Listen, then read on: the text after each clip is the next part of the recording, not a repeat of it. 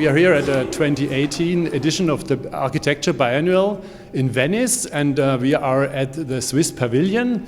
It's called, the project is called Svizzera 240 House Tour.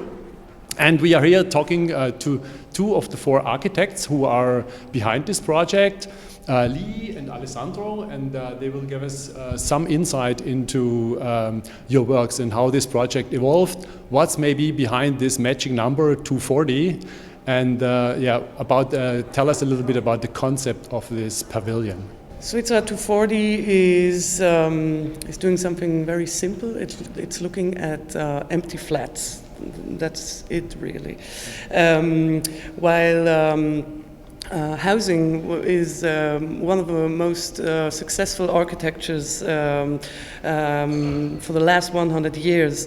One very obvious thing about housing is not really often discussed within discourse. What we're talking about here is the actual surface, the appearance of the flat. So the floor, the baseboard, the windows, the door handles, and so on and so on.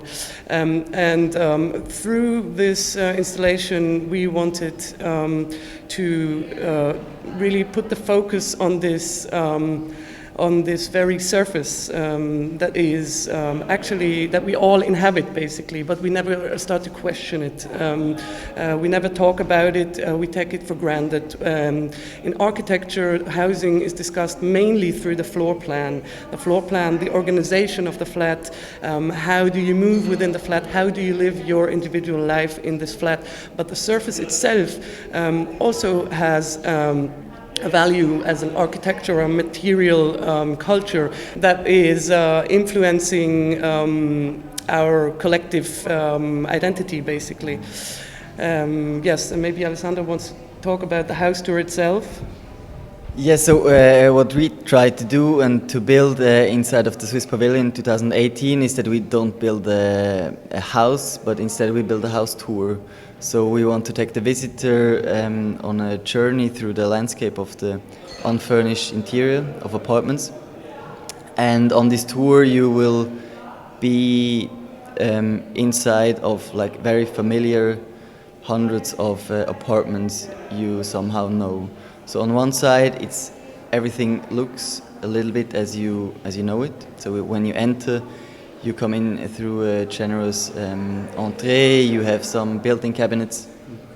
First sight, everything is really normal, and then you start to continue, and you slowly will realize that actually nothing is as you expected. So things like door handles, doors, windows. Everything is a little bit too big or too small, distorted or put in perspective. And by doing this, we want to bring this surface or the shell Lee was explaining to the foreground, so that we really work with these non-questioned elements, also with the drywall, and to put this in the foreground and make the shell to the exhibition. Mm-hmm. So you really played with, let's say, the format, so the size. So you scale it up, you scale it down, and I think that's really what people are, let's say, interacting with. So they see the big doors, the big door handles, and they try to play with it and have a closer. It really appeals. It's appealing to people. It attracts them somehow. Yes. People also say, they're reminded when they were a little kid. So it's triggering a lot of very subjective memories, or people start to really speculate on that very surface. Mm-hmm. And we also think in this project, we thought, or in general, we think that within architecture, that is the built environment, our built environment is very restricted, of course. Architects within housing don't have a lot of possibilities to elaborate an architecture that is, let's say, more prestigious public architecture. So what we think is that within these margins, architectural representation actually has the power or a strength to start to speculate on given facts that are never questioned. So what inspires you to this project? So I learned that you are at least three of you are together at the ETH in one department. Mm-hmm. So you are somehow working together. So how did you start off this project? It was just yeah. Yeah, actually, how we started in the beginning. We just had a really simple but clear idea, which was framing somehow the topic of housing in a non-standard way, and we really tried to also somehow develop almost a research project out of it.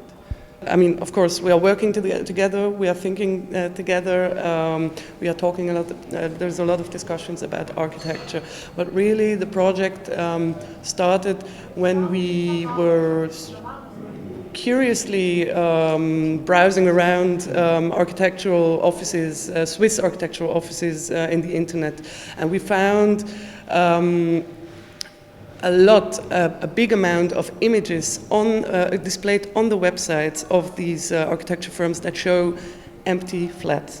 The flats that they were designing, that were constructed and before they were inhabited, basically. So they were not showing any trace of how to use this space, no furniture, no idea of organization, only the bare walls. Sometimes you see a kitchen, okay, you're supposed to cook in a kitchen, but it's not really clear what these images want to say to us. And they put the focus on this architecture, on this surface that is actually not meant to be discussed. Mm-hmm. And this was kind of the trigger to that project. Okay. Cool. So my last question, the 240, what is it about, the 240? Well, this is very simple. The 240 is in Zurich, in the canton of Zurich, the minimum height of apartments, of ceiling heights in apartments. And we took that number, this is of course a standard or a norm number or regulation, but we took it also as a means of shifting the perspective of the plan that is about controlling the space onto the very image that is more a sensory and more like an intuitive way of thinking about these spaces. Okay, so good. Thanks a lot for your insights and good luck with the pavilion and your project and Thank also you for the future. Thank you very much for this interview. Thank you. Thanks. Thank you.